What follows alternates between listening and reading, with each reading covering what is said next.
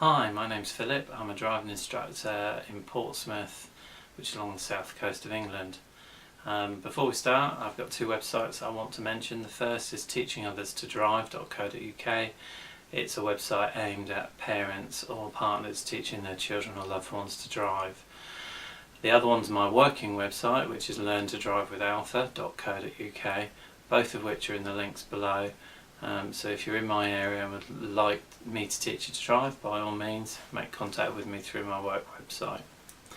In today's video we're going to talk about how to get great hill starts.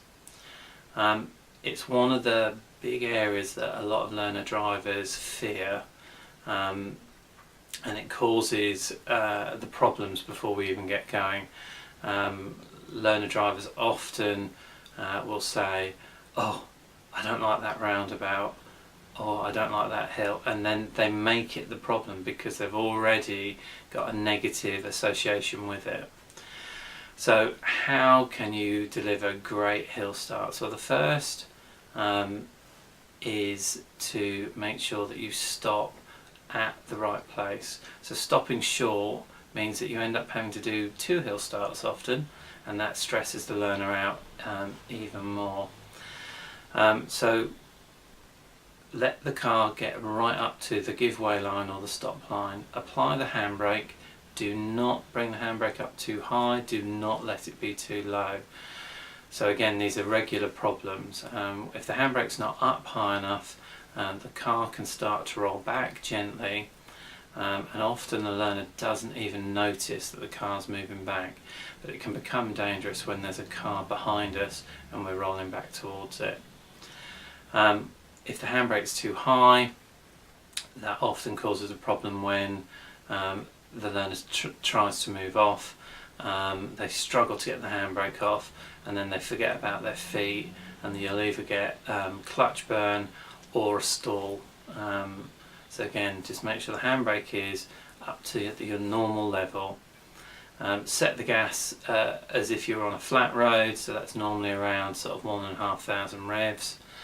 And bring the bike point up to just normal bike point. The reason for that is you're not overstressing the car, but you're kind of ready, while you then look and observe to make sure it's safe to move off. When you see your gap coming, we want a little more gas, so take it from 1.5 to around 2,000, and a little higher bite so you definitely feel the car pull down a little bit. The idea with the pull down is, when that handbrake goes off, the car is definitely going to go forwards and not roll backwards.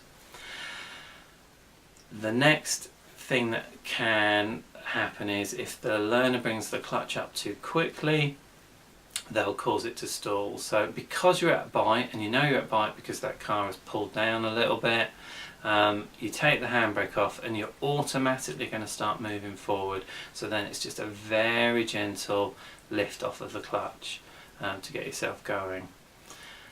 Be very careful if it's a closed junction or a blind junction, or a stop line, which would imply that it's a blind or closed junction. It means that you've got to make sure that there is a big enough gap that you can't just get out, but you can pick your speed up as well. So that's kind of how I would teach somebody to do a hill start. Do they get it the first time? Do they get it the third time? Do they get it the 10th time? Not necessarily, because like with everything to do with driver tuition, it's repetition, repetition, repetition. If you're taking somebody to practice, or if you're the one going to practice, find yourself a hill with a road, and just stop at the side of the road and pretend there's a giveaway line. Get yourself ready, move up, stop, do it again and again and again until it starts to feel comfortable, and then go to a proper road junction on a hill. So that you've already got your footwork really comfortable before you add the stress of cars behind you, cars coming from the left and the right on the road that you're looking to join. So actually I've practiced quite a lot, somewhere really quiet, pretending that there's giveaway lines in front of you, so that at least then you've had time. If you've enjoyed this video, or if you've got any comments, please leave them below, and I look forward to interacting with you on those. Thanks for watching, and I'll see you another time.